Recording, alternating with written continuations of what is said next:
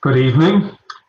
I'm Todd Fansler, and on behalf of the Caring for Creation group at Bethel Lutheran Church, I'm delighted to welcome you to this Zoom webinar on Dane County's Climate Action Plan.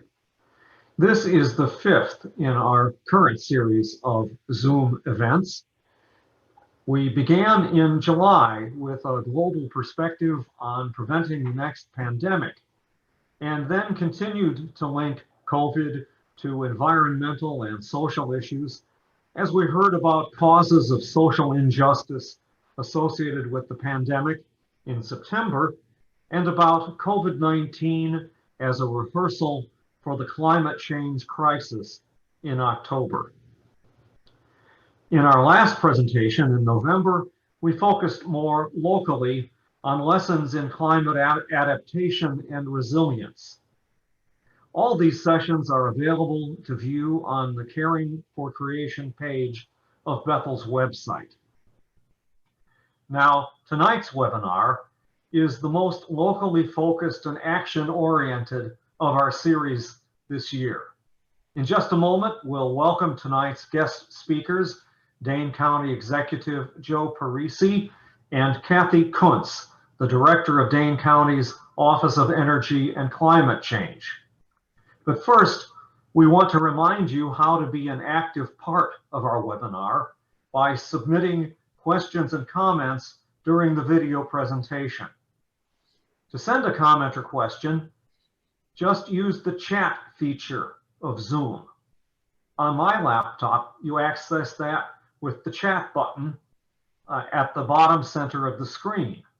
If you're using an iPad, the chat button is probably in the upper right corner of your screen. When you click the chat button, please select the option to send your comment or question to all panelists and attendees. And be sure to press the Enter key to send your question or comment. We'll collate them for a discussion period at the end of the presentation. And now, here's David Canuti, one of Bethel's Caring for Creation group, to introduce our guest speakers. David? Tonight we have the special honor of a presentation of the Dane County Climate Action Plan, which is designed to implement the specific goals of the World Climate Agreement, the Paris Agreement, at the level of county government specifically, but across all levels of government and in the community as a whole in Dane County. Kathy Kuntz is the director of the Dane County Office of Sustainability, and she has the responsibility of implementing this plan across the community. She's got 30 years of experience with implementing sustainability efforts, explaining them to people, begaming the adoption of these measures, and actually implementing them through the Focus on Energy program.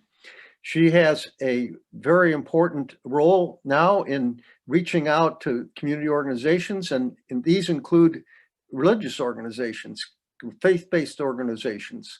And she's made a special effort to that point. She has convened a webinar, which I've already attended, to draw in faith-based organizations, and we'll be having a special website available to with resources specifically geared to us. And also tonight, we have a very special honor to have County Executive Joe Parisi with us. He has been a long-term advocate devoted to sustainability, environmental conservation, energy conservation. And his leadership has led to the creation of the planning effort and the adoption of this plan. He has proved it particularly in the adoption of the renewable gas capture project at the county landfill, which is a pioneer effort in renewable natural gas development in the country. And he is totally committed to implementing this plan, and we're very happy to have him introduce it tonight. Thank you, David. Thank you, everyone, for having us tonight. Kathy and I are both really excited to be here, and incredibly appreciative that you're going to give us the time that you are tonight to talk to you about our initiatives and then have a chat afterwards and hopefully continue that just as kind of an introduction to a relationship that will be long and fruitful. So thank you again for having us. We're here tonight to talk about Dane County's climate efforts and talk about where we started, where we've come to, and what we need to accomplish, and what we're looking to partners like you and others to help us accomplish, because this is going to be a community effort. It's going to take every one of us. And really, our initiatives were born out of our recognition of the grave challenges that climate change presents, and also our recognition that we can't wait for someone else to do it. Particularly the last 4 years have been very challenging to us who are concerned about the climate because of the lack of effort and, in fact, the negative movement from the federal level. And we decided long ago that regardless what's going on in the state level or the federal level, that we're going to do everything we can, and that's a lot, on the local level. Now, don't get me wrong, I'm incredibly happy that we have people in the federal government right now who are more inclined to act upon climate change, and that's going to do us a world of good. But at the same time, we want to continue and need to continue our efforts locally, not only for what we can accomplish here, but we hope to be a model for other communities as well, so they can look to us and look at what we've been able to accomplish and emulate that. And we're very happy to help them do just that. So our efforts began a number of years ago when we started looking at our carbon footprint in Dane County and looking at issues such as energy efficiency and renewable energy. And as most folks are probably aware, the biggest bang for your buck when you're starting to look at reducing your carbon footprint is energy efficiency. So in Dane County government, we created what we call the SMART Fund. It's a couple $1 million a year that we started putting in our budget close to a half dozen years ago, to work on energy efficiency projects throughout all of Dane County's facilities, both with retrofits and if we were building any new facilities, to make that extra investment to make them as efficient as possible. And once we launched that effort, we started looking at all of our buildings and all of our facilities for their ability to accept renewable energy. And fast forward to today, we have spent millions upon millions of dollars with energy efficiency upgrades. And we have invested heavily in solar power so that as we speak today, approximately 17 county facilities now have solar arrays on them. We just flipped the switch on a 9 megawatt solar project on county airport property that will supply 40% of the electricity that Dane County government utilizes. And one of the neat things about that project is not only is it a great source of renewable energy, through our partnership with MG&E, we will save $140,000 a year on our electricity bill just with that project. And taxpayers didn't have to invest a dime in it. We told MG&E that we had a really nice plot of land for solar. We said, we will lease you this land at market rate. And if you build a solar field, we promise to buy every bit of electricity.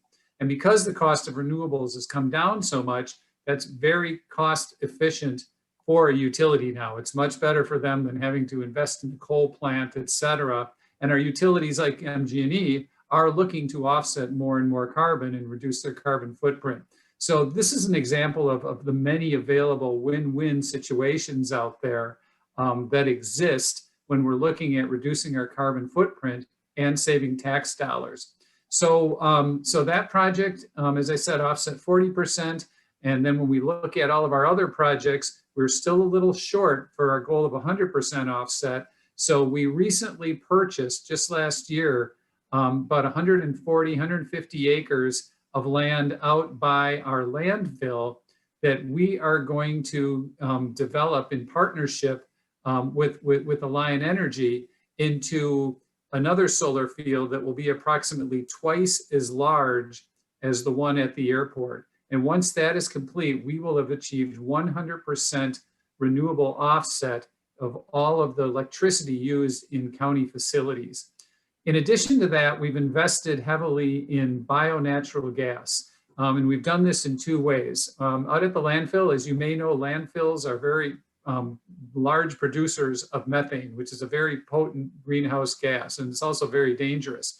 But rather than just flare that off, for a number of years, we've been capturing that methane and using it to generate renewable electricity through a couple of big generators out at the landfill. Now, that's been a good deal for us for a while. We were making, you know, upwards of $1 million profit on that a year, selling it back to the grid. But as the cost of other renewables have come down, the cost of generating renewable electricity with methane has become cost prohibitive, and the utilities don't want to buy it from us anymore because they can get renewables cheaper from solar and wind. So we realized that we didn't want to just flip off the switch and start flaring that gas off. So we invested in a first in the nation project taken on by a municipality, through which we built a system, a mini little factory basically out at the landfill that extracts the methane gas from the landfill. It cleans it and compresses it into compressed natural gas. And again, this is biogas from the rotting trash. And we sell it into the interstate pipeline that, fortunately for us, runs literally through our property out at the landfill. And this compressed natural gas is then bought by Quick Trip and sold as transportation fuel, in addition to us using it to fuel many of our own vehicles, including about half of those big snowplows that you see with the orange snowplows with the Dane County logos. Rather than burning dirty diesel, we're burning clean bio-CNG, which is the cleanest transportation fuel, except, you know, unless you happen to have an electric vehicle that's, you know, with 100% solar powered. So when, oh, and by the way, it costs us about $1.40 a gallon.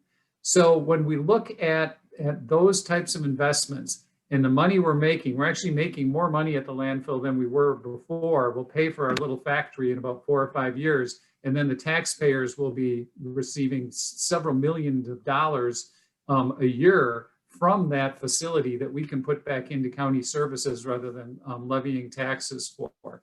So we have and one other thing about that I think is important that I want to mention. You may or may not have heard of something called a manure digester. This is part of our lakes cleanup effort that we have, because as you may know, a lot of the weeds and the algae we have in our lakes comes from excess phosphorus that runs off into the watershed. And a lot of that comes from runoff from ag land, from cow manure. We have a lot of dairy cows and a lot of cow manure in Dane County.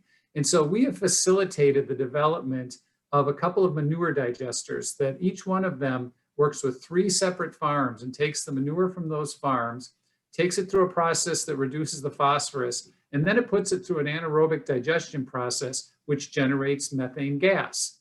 Now, until last year, those digesters were making some of their money by burning that gas to generate electricity like we were at the landfill. But just as those economics no longer worked for us, they stopped working for the digesters too, so they needed an alternative. So, and we want them to survive because they're very important to our lakes cleanup efforts. So what we did when we built the plant to clean and compress the natural gas at the landfill, we made it so people could truck in and unload already compressed natural gas so that our digesters would have a market for their gas. And so one of the digesters is already converted and they're compressing their own bio-CNG and bringing it and selling it.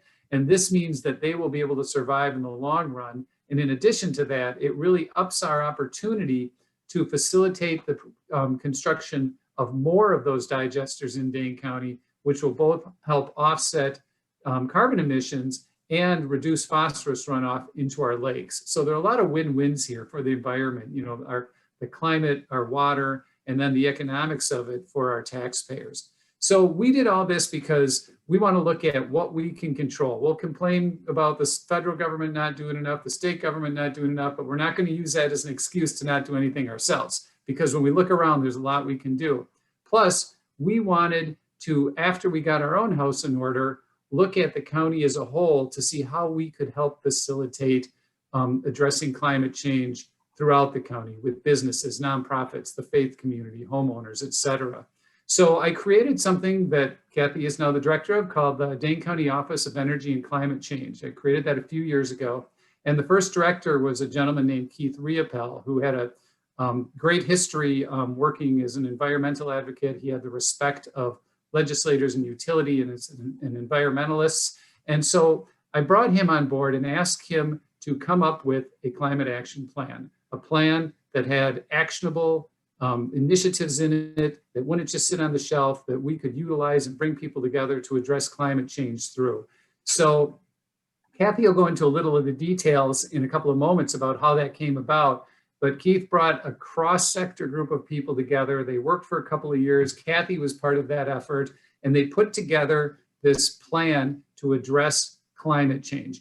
And once that was all together, we tired Keith out, and he was at a point where he was ready to retire. So Keith retired, and fortunately for us, he waited till the climate action plan was out. Fortunately for us, Kathy agreed to come on board as the director and continue that work. And that was it was really great timing because, as was mentioned, Kathy's history and her professional career has been in implementation. And that's where we're at right now, is the implementation stage of the climate action plan, where we want to work with people across the community and across different sectors and gather, we think of it kind of like from a community organizing perspective, work with groups like yours and others to implement the policies that we have the ability to implement that will make a true change and a true dent in the carbon emissions from Dane County. And once again, to come full circle, and then we can be a model for other communities across the state and across the nation. So that's why we're so excited to be here tonight and why we'd love to talk about this stuff. And I think now I'll turn it over to Kathy and she can give you some more details about the plan, how it came together, what it entails, and what we hope to do with it. And then we're looking forward to having a chat with you about how we can work together in the future. So thank you. Thanks so much, Joe. So as the county exec said, I'm going to get in a little bit more to what's in the plan and what we're doing, and then open things up to questions. So as Joe said, Joe and Keith convened a climate council to develop the plan. So this was a diverse group of people, all kinds of perspectives from across the county, business, nonprofit, government, coming together to make this plan. Whenever I talk about the climate plan, I like to make two big points. And one, the county exec really just alluded to, Joe gets excited about results, not plans. So when he convened at the very first meeting of the Climate Council, he challenged the council to figure out what we could do.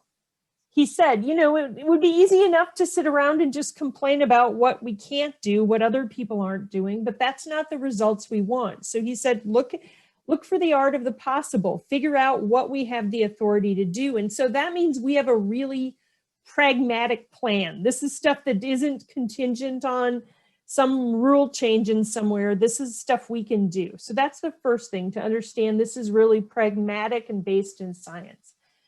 So it's grounded. The other thing, though, is it's visionary. So as that council met, they recognized that while we reduce our greenhouse gas emissions, we can have a lot of co-benefits. We can address equity and social justice issues. We can deliver economic, health, and ecosystem benefits across the county. We can ensure that we're more resilient, and we can bridge the rural-urban divide. So really, when we think about this plan, we're really aspirational about the co-wins we can have here. The other thing to sort of say as context on the plan is it's always good to know where you start. So as part of the plan, we created a baseline of the county-wide emissions in 2016. So the emissions produced from everything we do in the county is this pie chart. 7.5 million metric tons of carbon equivalents. The biggest piece of our emissions comes from electricity. Now, some of you will be startled by that. Over the last couple of years, there's been a lot of talk about how transportation is now a bigger source of emissions in the US than electricity. That's not true here in Wisconsin. Our electricity in Wisconsin still mostly comes from coal and natural gas. It's relatively dirty. So electricity is the biggest piece of our emissions. in Dane County. These two yellowish pieces next to that, labeled residential and commercial, that's the natural gas that we burn in our buildings, in our homes and businesses to heat the buildings and the water in the buildings. So a little bit more than half of the whole pie is our built environment. And then more than half of what's left is transportation, and then everything else. And I think it's important to see that mix because it helps you sort of think about what's most important for us to tackle as we move forward. The other really important context, and clearly hearing about the other presentations that you guys have had, you've got some familiarity with this. You know, we want to understand what climate impacts are already baked into our system. So we're so lucky in Wisconsin that we have the Wisconsin Initiative for Climate Change Impacts, where we've got leading global climate scientists boiling those maps down to a local level in Wisconsin. And the bottom line for us is that in the coming decades, we're going to get hotter and wetter. And both of those things have significant implications for our communities. So that's another context piece. That's where the resiliency comes in that we want to think about. Given all of that, Keith, as Joe said, Keith did this fabulous job of convening subject matter working groups, and each of those working groups was focused on something. So I was on the energy efficiency working group. Each working group looked at best practices and really developed recommendations for the council on what Dane County could do with its partners to accelerate emission reductions. Ultimately, there are more than 100 recommendations in the plan. And instead of trying to talk about all of them, I'm going to kind of paint them with a couple of broad brushes to give you a flavor for this. So the first big category of recommendations, the bulk of the recommendations, are about reducing our emissions. And really they fall into three categories of strategies. First, we want to be as efficient as possible. That's about energy, but it's also about water and food. It doesn't make sense to move resources all the way to Dane County and then waste them. There's a lot of embedded emissions in all of that.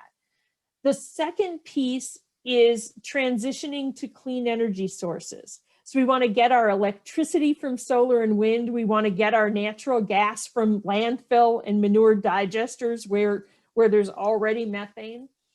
And then finally, we want to put that all together. So we want to use that clean energy. We want to transition our buildings to using only that clean electricity. We want to transition our vehicles from gas and diesel to electric and RNG.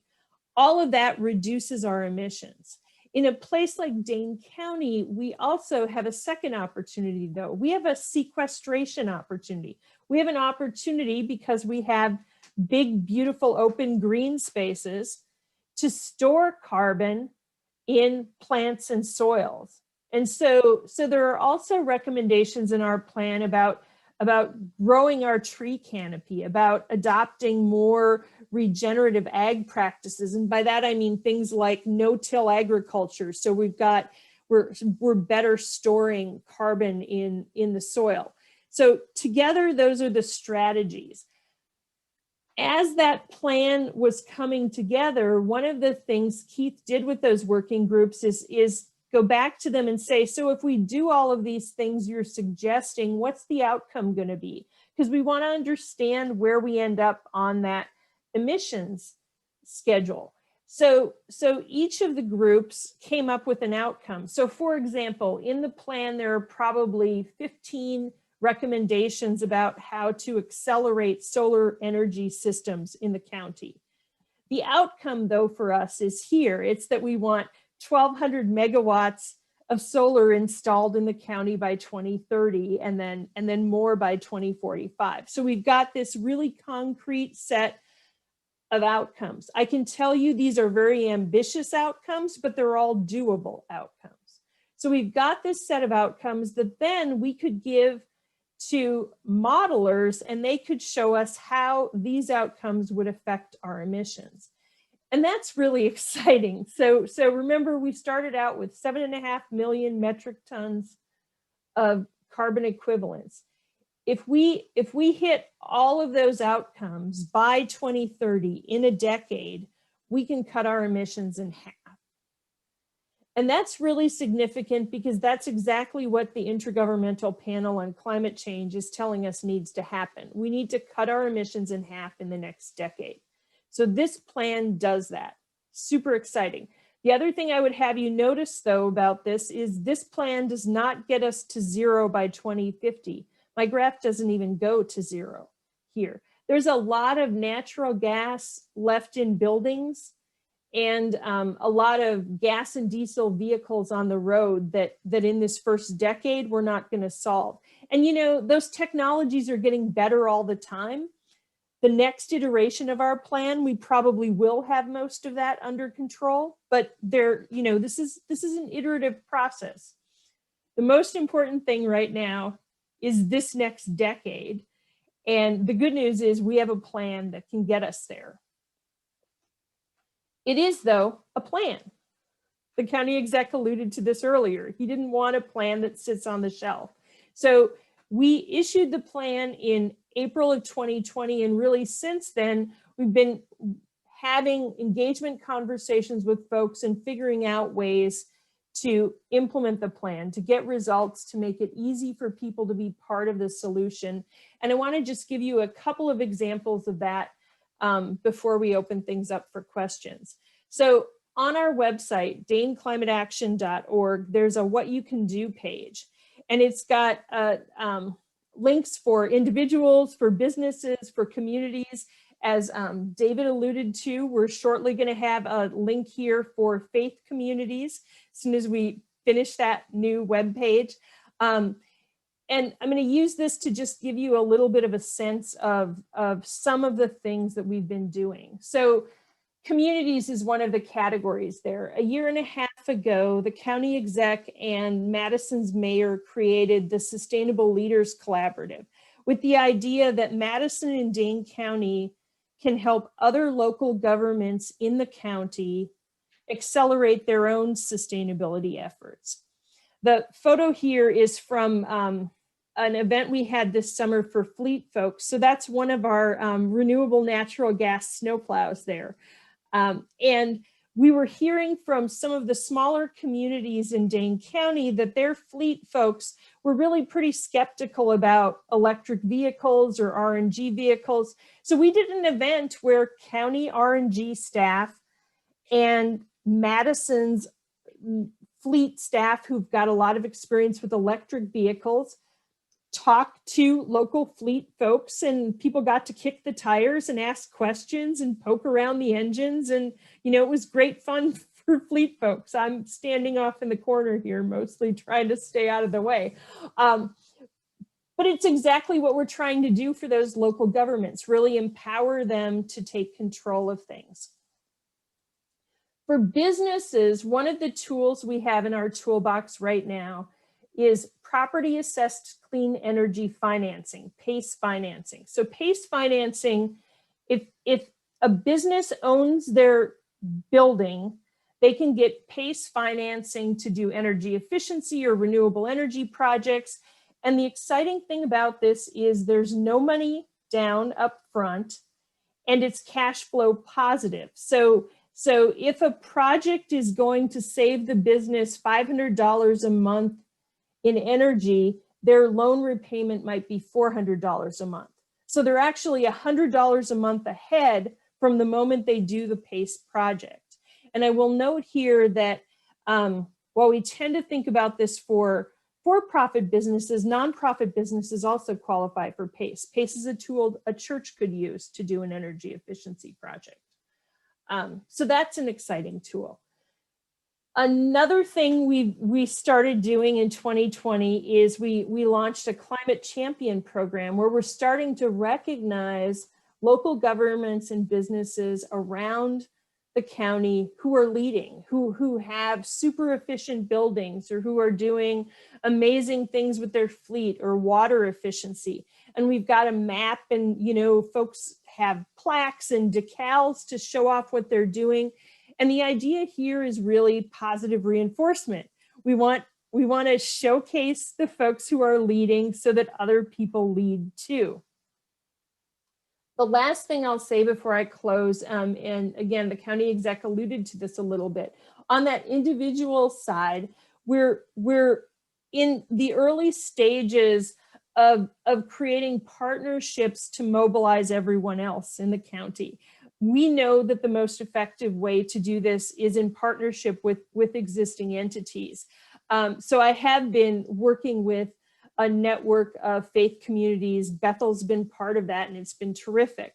We're talking to workplace green teams and some other groups, and really in all of these cases, we're trying to help local communities be an example and encourage the folks who are involved with them to take action too, but also to provide feedback to us to help us understand where the barriers are to them taking action so we can figure out what we can do to remove those barriers.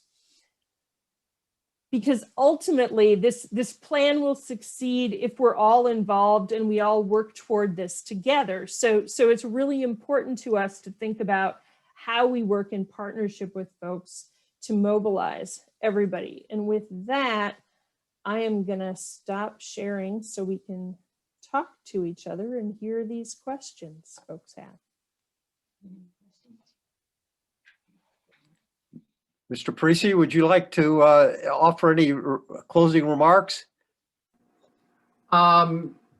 Actually, I think Kathy did a great job of following up with my opening remarks, and you know, we're happy to answer any questions and have a little chat with folks. If you have any ideas, if you have questions, you know, and again, I look at this as, you know, a continuation of the relationship that Kathy has begun, and really look forward to talking with everyone for a little bit. Well, we have some questions already, and I have a top one here about the mix of power generation in Wisconsin.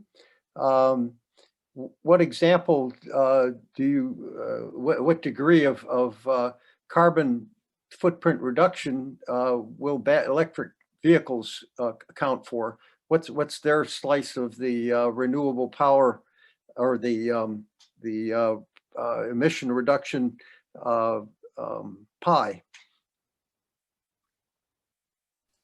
Sure, I can. So I think it seems like they're asking about a couple of things. So there's a tool I really like, and there's a link to it on our website, I think probably a couple of places, from the Union of Concerned Scientists, where they look at the electricity mix everywhere in the country and help folks understand how emissions in an electric vehicle compare to something like a Prius. So in Dane County today, I can tell you that a Prius has approximately the same emissions as an EV that's running off our grid. So they're both that green, you know, and obviously if you pick to have renewable energy behind your Prius, you can have more. The other piece of this in terms of how EVs fit into our overall goals, it is really important ultimately to get gas and diesel fueled vehicles off the road. There's a lot of pollution associated with those vehicles. That becomes an equity issue as much as, and a health issue as much as a climate issue. At the same time, though, we have to figure out how to reduce our vehicle miles traveled. I mean, to get that transportation wedge to shrink, it's going to take some of all of that to happen. And that's a longer process with a lot of pieces to it, kind of thing. But things we do in Dane County, like create amazing bike trails, help with those things too, certainly.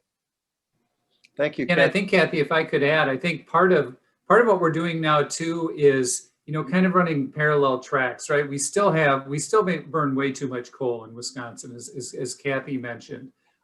So as we work toward increasing the percentage of renewables on our grid and getting to that point where it is cleaner, we have to take a parallel track now to start building out the electric vehicle infrastructure so that as that electricity becomes cleaner, we can continue to make that switch and make it more easy. We've done, I noticed, and Kathy might have something to add. I'm just looking at one of the questions about, I think there was one about kind of EV infrastructure. You know, in the county, we're adding more, you know, EV charging stations to our garages, to our parks. You know, we've really been focusing a lot on, you know, our parks are such special places and we want to keep them that way.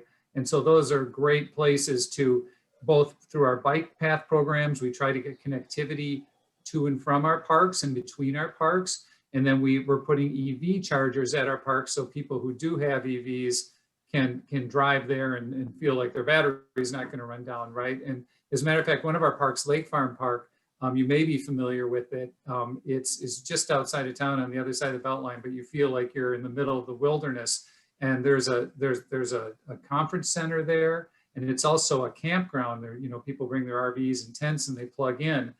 We've made that our first 100% renewable park. If you go out there, every building and everything you see will have solar panels on it. There are solar panels on the grounds, and then there are EV charging stations there. So there's also that other piece that while we're not there yet, as we move forward, we want to have that infrastructure in place to make that switch to EVs.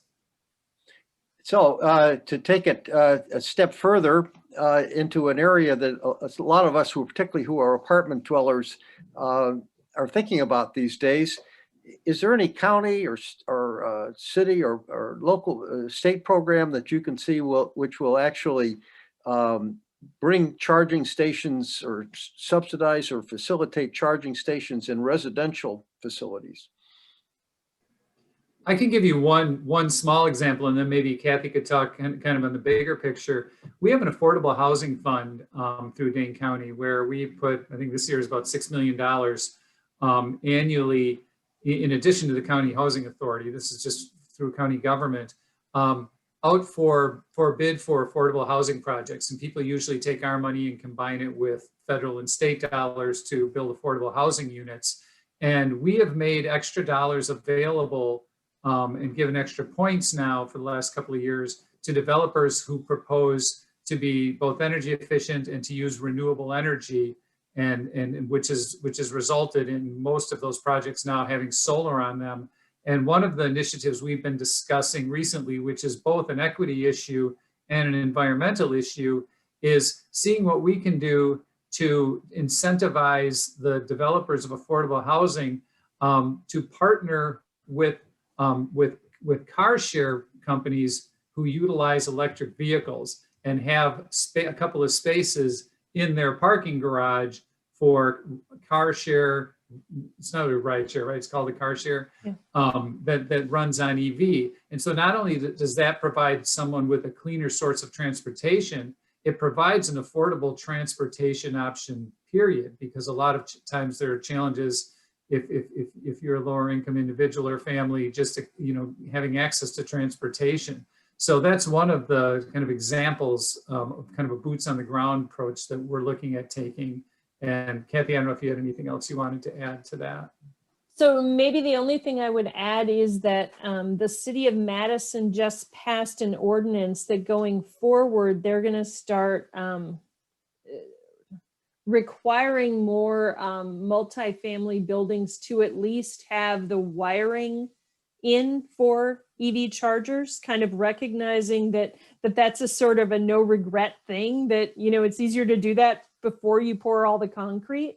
So I think that effort in Madison will probably mean across the county where we start to see more developers planning for that.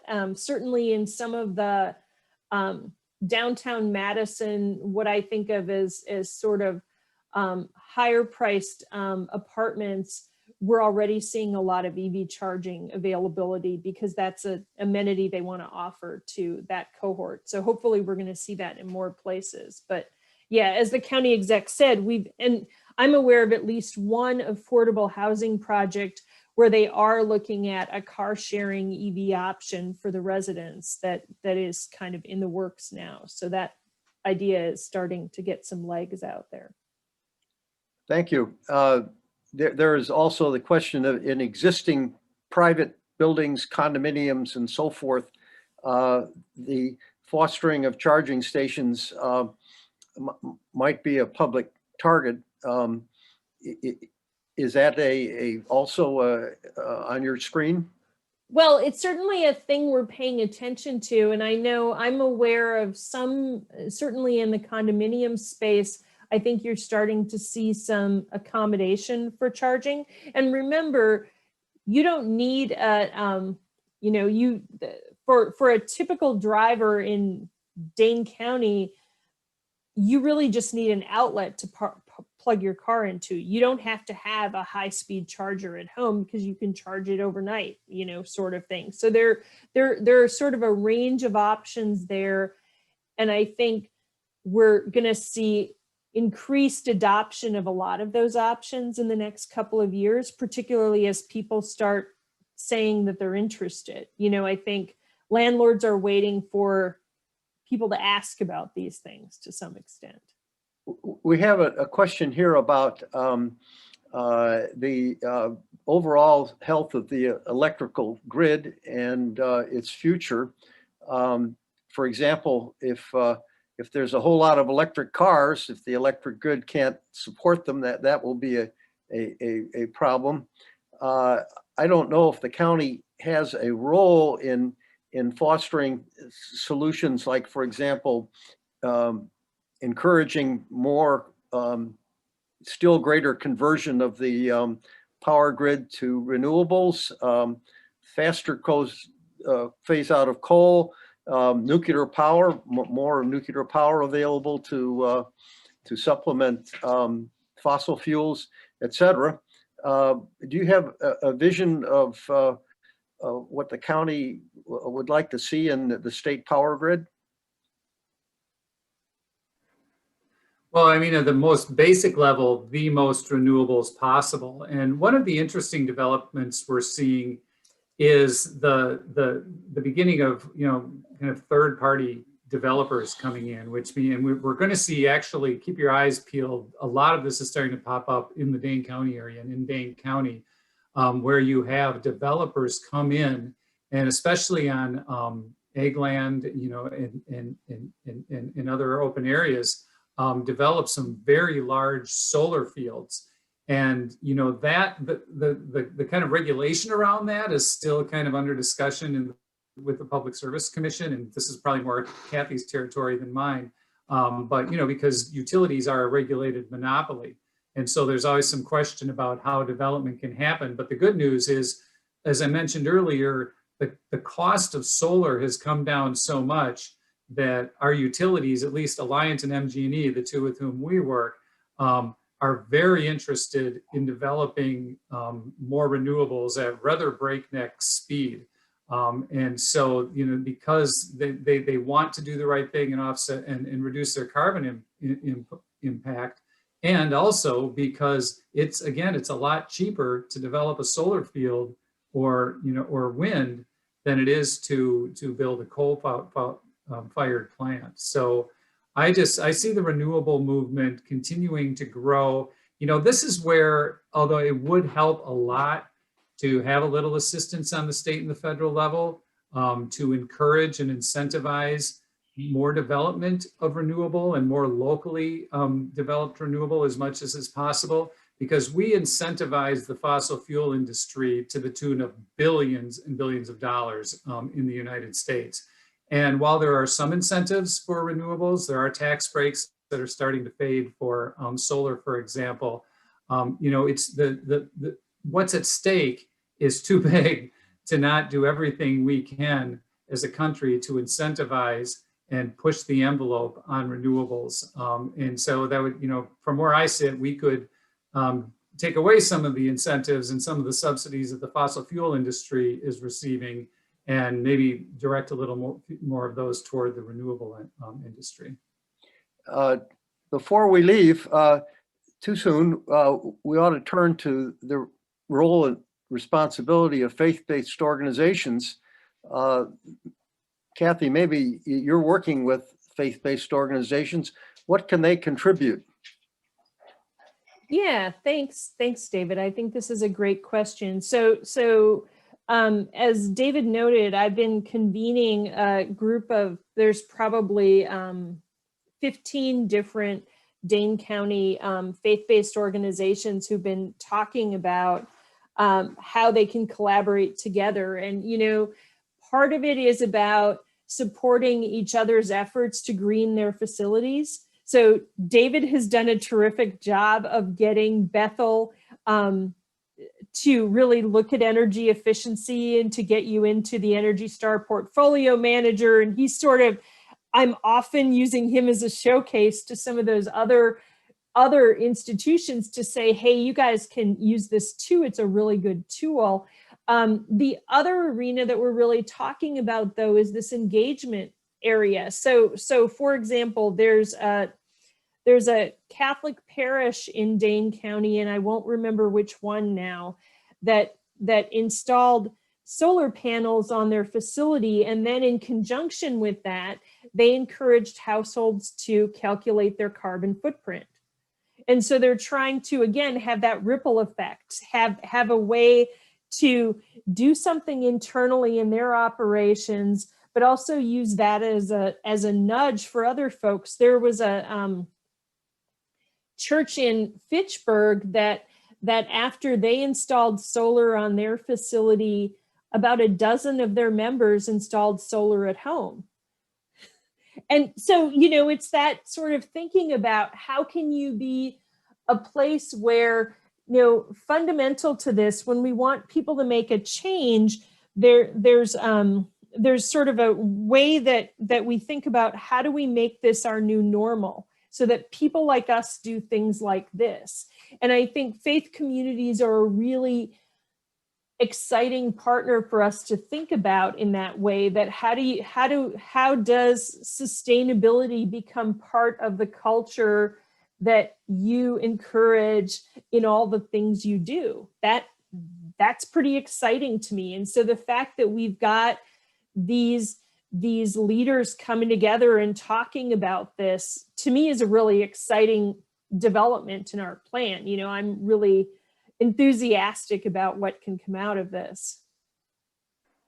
Yeah, it's the leading by example. I think looking at, and from where I sit, you know, looking at setting goals and setting deadlines, you know, wouldn't it be great if X percentage of the houses of faith in Dane County had energy efficiency upgrades and renewable energy on them in the next 4 years, in the next 6 years. So doing like we did in Dane County, do everything you can on your own, lead by example, because then you talk to a fellow church and say, hey, we did it, here's what you can do. There's PACE funding, there's this, and this is the money we're saving.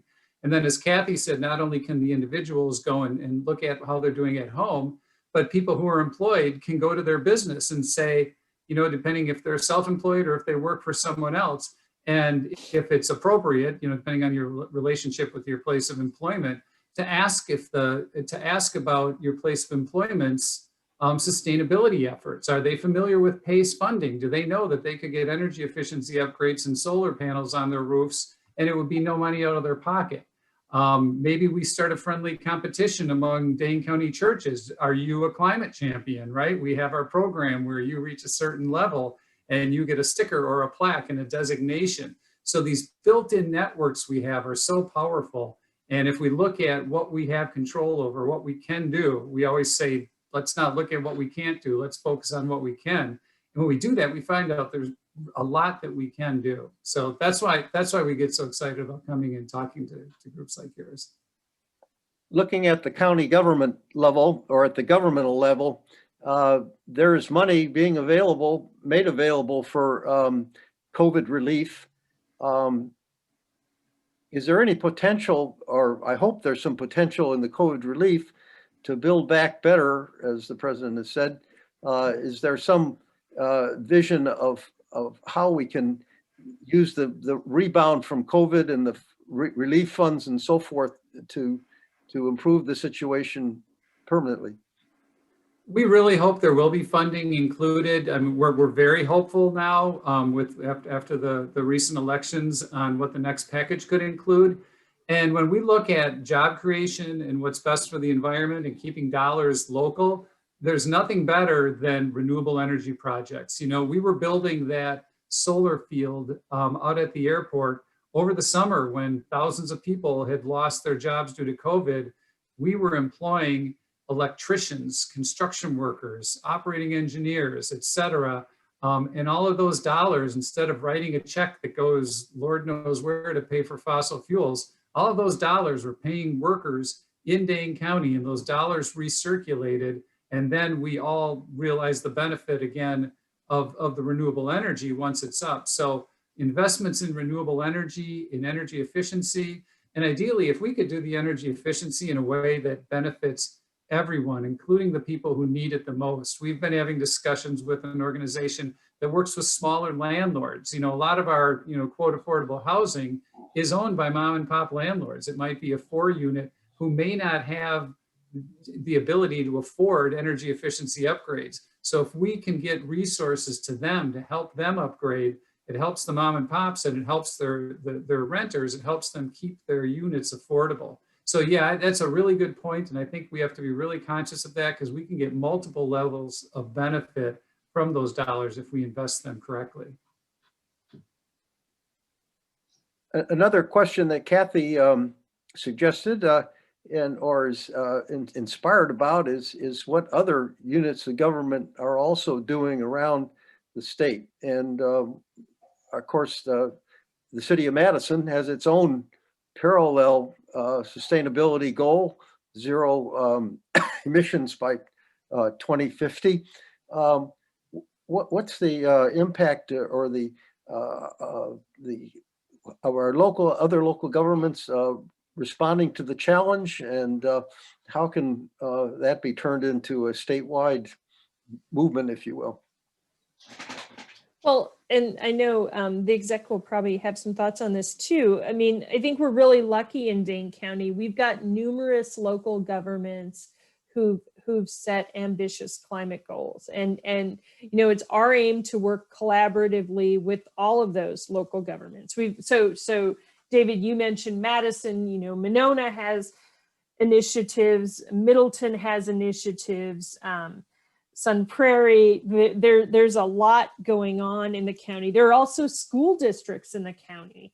Oregon has the first net zero energy school in the state of Wisconsin. You know, so we've got like a lot of really good stuff going on. And part of our aim is to always be sharing that and helping people learn from each other. So now that Oregon's done that, how do we make sure other school districts are aware of how they did that on a budget so that they can get really efficient or net zero energy schools too? And we do have partners across the state, the city of Eau Claire, Milwaukee, Green Bay. I like to say that today about 1 in 3 residents in Wisconsin live in a community with ambitious climate goals. And so we are talking to those other communities, sharing ideas, trying to collaborate where we can. The power companies, in a sense, have a certain interest in selling power. That's what they're in business for. I know they've been participating in your process. How would you, I don't know if you want to rate, but how would you view the participation in not just MG&E, but Alliant and We Energies and so forth, responding to the challenge in Wisconsin? I can speak locally. They've been great partners. You know, as I've mentioned, we've developed, you know, a number of projects together. We hope to continue to develop other projects together. So we're fortunate here. We have a very good working relationship. You know, in fact, some of these projects, you know, like the airport solar and the other large solar project we're going to do, they have to go before the Public Service Commission for approval. And the utilities bring those forward for that approval. So, you know, from where I sit, it's been a great partnership. I don't know if Kathy has any other observations. I think we're luckier than some other parts of the state in terms of that. We do have way better relationships than some communities do that way. Yeah. Well, very fine. This is wonderful. I see the reappearance of Todd is our master of ceremonies here. And Well, I wanted think actually Todd's to, going I've been monitoring some of the questions that have been coming in on the chat. And one that we haven't addressed yet is how do you charge your EV at night using solar power? Oh, I saw that. Let me, I can talk about that. I have solar power on my house and I have an EV. So when we say that our EV is being charged by solar when at night, so we have a 3.2 kW solar system that produces enough electricity to power our house and our car. During the day, our system often produces more power than we need. So that power gets sent onto the grid. And then at night, we need power back from the grid. So essentially, we're producing enough solar to cover our needs. But in the universe of how this works, we can't really tell that the electrons we used all 24 hours were our green electrons. There's a little back and forth. I always find it helpful to remember that electricity flow is much like water. It, goes downhill kind of thing. Yeah, so it would mean that, and I know there was a question there about the park too. The park will be the same situation. Sometimes the park, the Lusher Family Heritage Park, the Lake Farm Park, the exec talked about, sometimes it will produce more electricity than it needs at that moment, and then it will feed into the grid. And then at other moments, it'll take back from the grid. But our aim is that that's a wash, that we've contributed as much as we've taken. And so that's how that works. Right. One related issue, though, with the fact that the sun doesn't shine at night and the wind doesn't always blow, is that means you still, you either have to have massive battery storage or you have to maintain some modicum of other means of generating electricity, which typically means either fossil fuel, hydro, or nuclear. And there's very little hydro in Wisconsin. There's, I think, 15% nuclear, but that is unlikely, I would think, to grow. So how do we manage the varying demands on the power system with a very large component eventually coming from renewable but not constant sources? And this is, David had asked a question earlier about kind of how the grid works and the changes in how the grid works. We're at this really important flex point where between battery storage and the timing of wind and solar. So a lot of the wind power that we get on the grid in the Midwest is coming from the Great Plains, and it's night wind. There have been studies in Illinois that if EV charging happens at night in a managed way, so that, some of it starts at 10 p.m. and some of it starts at 2 a.m. kind of thing, they could save hundreds of millions of dollars a year, because that wind power is so expansive and so cheap at 2 in the morning kind of thing. Part of our quest in this transition to the clean energy economy is figuring out how to balance that grid with these different pieces. Todd, you're absolutely right that this is a different equation than the kind of old, we turn on the coal plant and it runs all day kind of thing. There is a lot of discussion in the utility world about all of the ways we can manage power needs. You've got a background in industrial manufacturing, the things that can happen there to reduce power usage at particular peak moments.